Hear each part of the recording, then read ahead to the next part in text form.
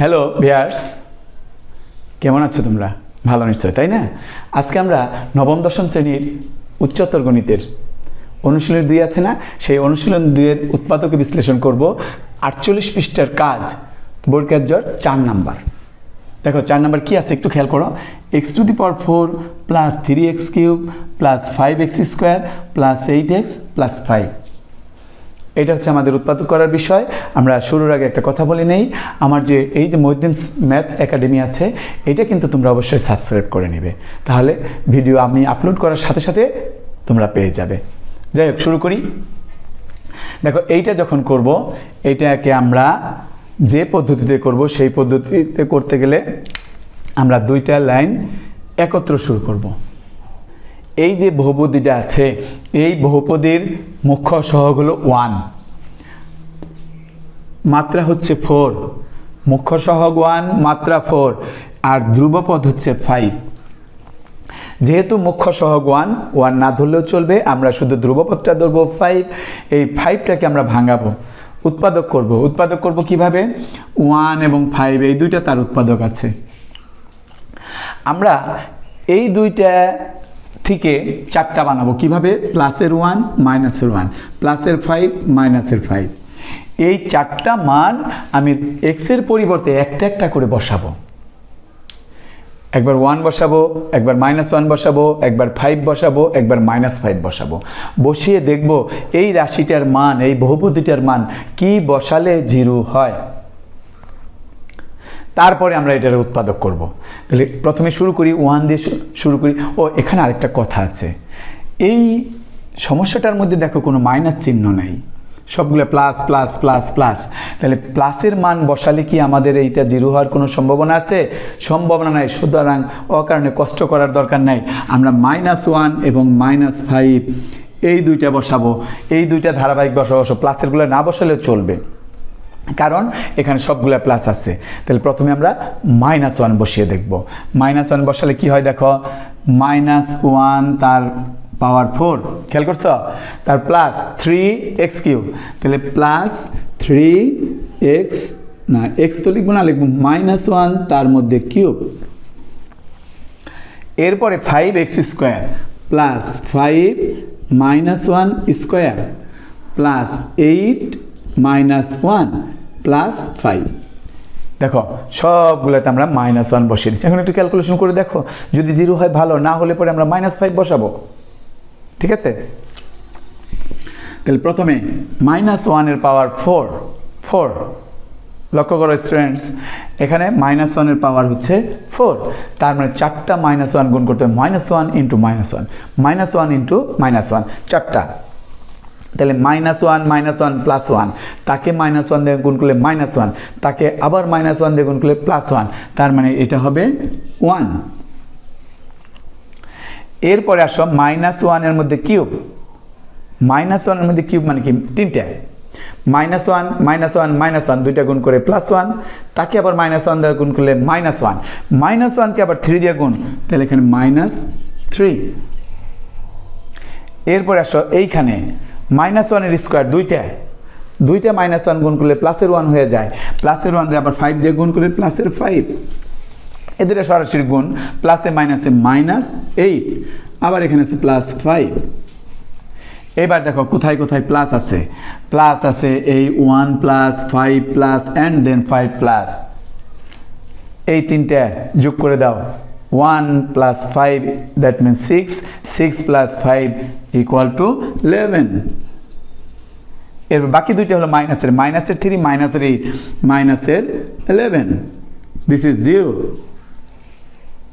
So লক্ষ্য করো, আমরা কি বসিয়েছিলাম?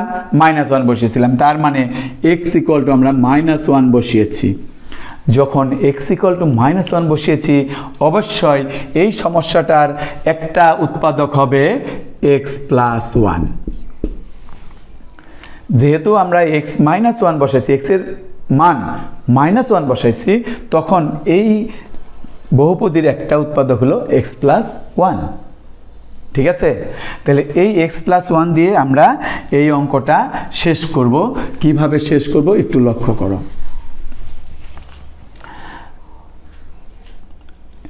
সর্বোচ্চ পাওয়ার কত আছে 4, মানে ঘাত হলো 4, সর্বোচ্চ পাওয়ার 4। তাহলে এই যে উৎপাদকটা সর্বোচ্চ আমরা 4 বার লিখে নেব, সর্বোচ্চ 4 বার।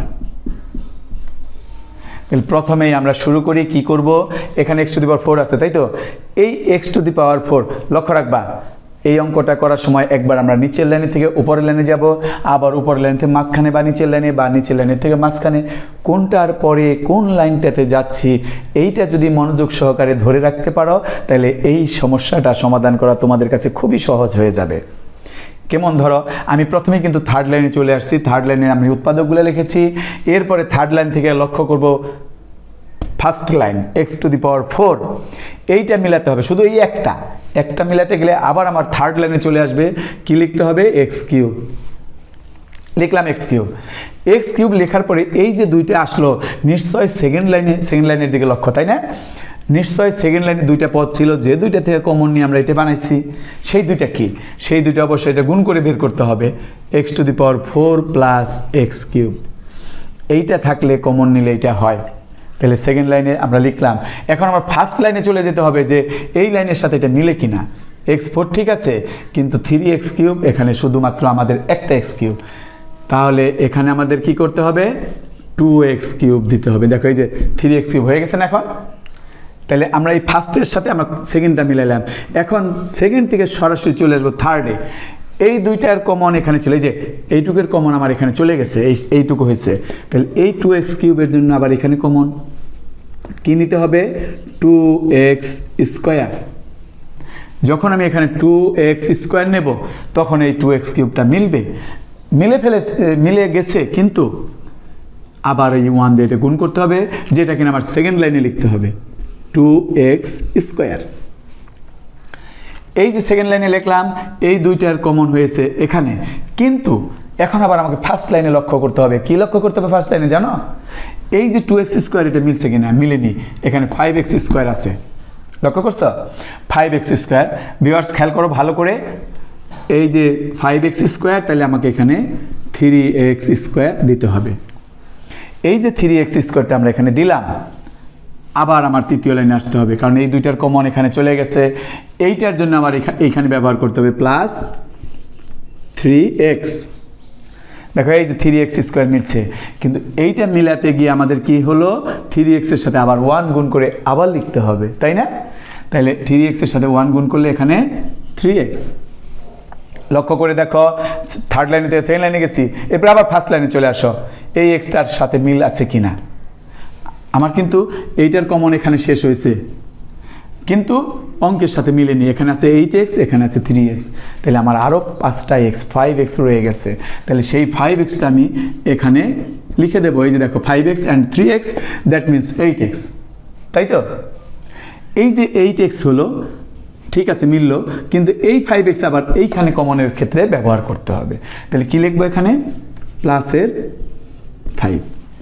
এই প্লাসের 5 দিয়ে 5x মিলাইছি, মিলাইতে 5 এবং 1 গুণ করে আবার এখানে 5 লিখতে হবে, লিখলে আমাদের এইটার কমন এখানে হলো, কিন্তু আমাদের সুবিধাটা কি হলো, এইবার আর ওখানে যোগ বিয়োগ করতে হবে না, এই যে মিলে গেছে। কেন মিলে গেছে, ওই যে প্রথমে 5 রে ভাঙ্গায় আমরা দুইটা উৎপাদক করছিলাম, এই জন্য ওইটাই মিলবে। এবার আমরা কি করব, দেখো এই যে 4টা পদ হয়েছে, 1টা 2টা 3টা এবং 4টা, তাই না, এই 4টা পদের মিল আছে x+1, এই x+1টা আমরা এখন কমন নিয়ে নেব। কমন নেব কিভাবে, দেখো x+1 লিখব, লেখার পরে এখানে কি আছে x3, এখানে 2x², এখানে 3x and last of all 5। এটা হয়ে গেছে প্রায়, কিন্তু এখন আমাদের যেটা করতে হবে সেটা হলো, এইটা যদি আবার উৎপাদকে বিশ্লেষণ যায় তাহলে আবার করতে হবে। প্রথমে দেখো এটা যায় কিনা, ওই আগের নিয়মে এইখানে ধ্রুবপদ 5 আছে, এখানে মুখ্য সহগ নেই, তাহলে 5টাকে ভাঙাতে হবে, সবগুলা প্লাস আছে, তাহলে প্লাসের মান বসানোর দরকার নেই। 5টাকে ভাঙিয়ে আমি -1 এবং -5 শুরুতে যেভাবে পেয়েছিলাম সেই মানগুলো বসিয়ে এখানে দেখব দুইটার কোনটাতে 0 হয়।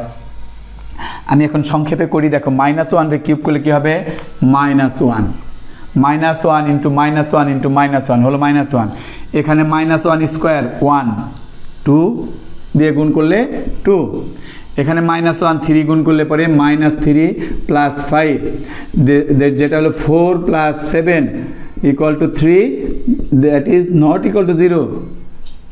হলো না, তাহলে -1 দিয়ে হবে না। -1 দিয়ে যদি না হয় আমি 5 দিয়ে চেষ্টা করব। -5 দিয়ে কিউব করলে -125, -5 দিয়ে স্কোয়ার করলে 5 × 5 = 25, তাহলে প্লাসের 25, তাকে 2 দিয়ে গুণ করলে প্লাসের 50, -5 3 গুণ করলে -15 + 5, দেখো এই দুইটা মাইনাসের আছে -140, আর এই দুইটা প্লাসের আছে 55, এটা হলো কত -585, নট ইকুয়াল টু 0। তাহলে দেখো একটা জিনিস খেয়াল করো, -1 বসিয়েও 0 হয়নি, -5 বসিয়েও 0 হয়নি, তার মানে এইটাকে আর উৎপাদকে বিশ্লেষণ করা যাবে না। এইটাই আমাদের এই উৎপাদকের ফল। বুঝতে পেরেছ? তাহলে আজকে এই পর্যন্তই। আগামী ক্লাসে আবার দেখা হবে তোমাদের অন্য একটা সমস্যা নিয়ে। সেই পর্যন্ত তোমরা ভালো থেকো। ধন্যবাদ সবাইকে।